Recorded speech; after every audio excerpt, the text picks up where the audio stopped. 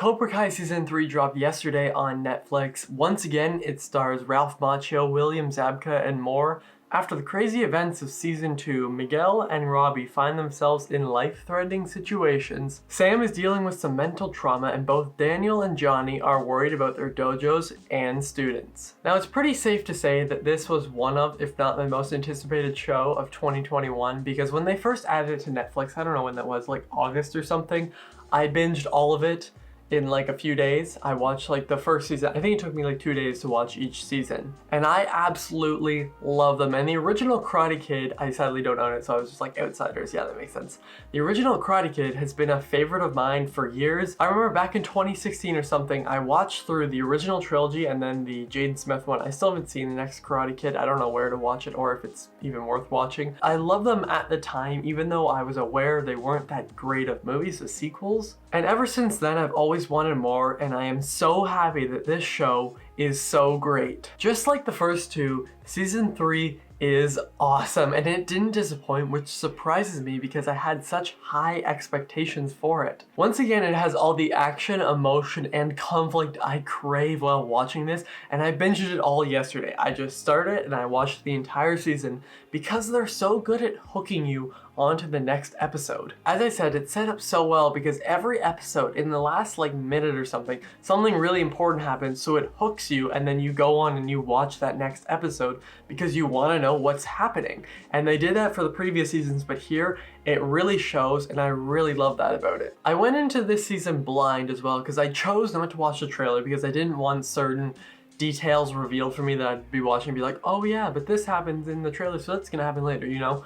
And it was really nice to see certain, I won't say who, certain familiar faces here that we haven't seen in decades. As I mentioned, I love how the show sets up all these characters and the conflict felt real. If you watched the last season, you know about the insane ending, and what I really love about that is that whole ending, that whole fight scene, sets up so much for this season because of the whole mental trauma that a lot of them, especially Sam, deal with. Speaking of the characters, I think once again they nailed everything. Ralph Macchio, of course, Daniel's son, and William Zabka, of course, Johnny, are just so impressive here because they really tap into these characters that we hadn't seen since I think 1984 was the last time Johnny was in a movie, or maybe the start of part 2. I can't remember exactly. I haven't seen the sequels in a while. It really impresses me though because they play these characters so well still.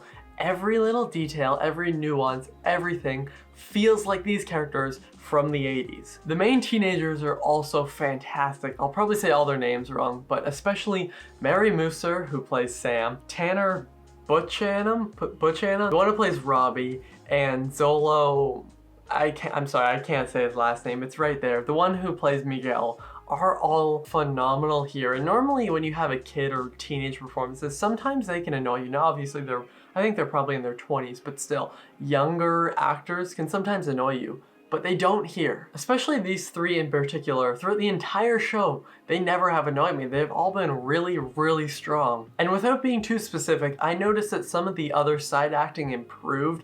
I won't say who exactly, just because I don't want to pick on. If you're like 50 years old and you're bad at acting, I'll pick on you. If you're a teenager or if you're in your early 20s, I probably won't. And especially if I've seen some of these people before. And I noticed that some of their acting actually has improved.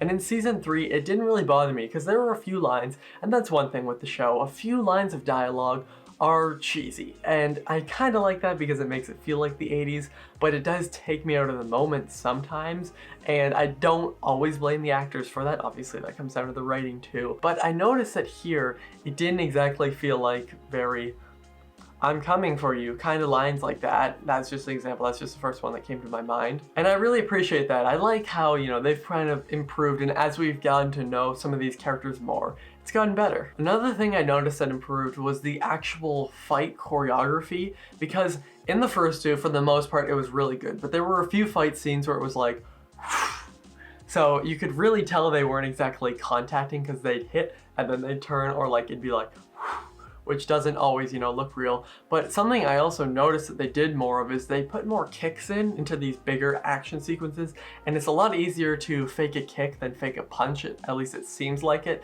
And maybe they didn't exactly, but it sure looked like that, and that was really smart. We also get to explore the character of John Kreese, and I think that Martin Krove was also really strong here once again. I still love how he's in this show. But through flashbacks, we learn about what exactly broke him, and his character is pretty smart because he uses some certain details to get out of situations, which I won't fully go into, but I really like that. I know that not everyone was a big fan of the flashbacks, but for me, it really worked, and I really thought that they found a smart way to interwove them.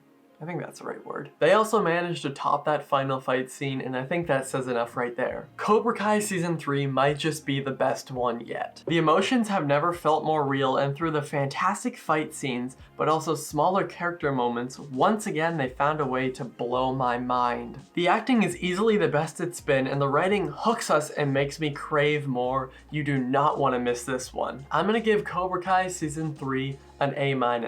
Tomorrow I'll actually be doing a live spoiler talk with Josh from After Credits, and that's going to be starting at 12 o'clock Eastern Standard Time. So for those who don't know their time zones too well, if you live in Ontario, that's like Toronto area, it's that time. So it's 12 o'clock then, and I'm really excited. It's going to be a lot of fun. It's a spoiler talk, so if you haven't seen the show, don't watch it, but please, if you have watched it or don't really care, join us tomorrow for that, and let me know what you thought of Cobra Kai Season 3 in the comments down below. What is your favorite season? Was it? What was your favorite moment without spoiling it? Mine was the finale, but I'll talk more about that tomorrow. I'll see you guys next time. Over and out.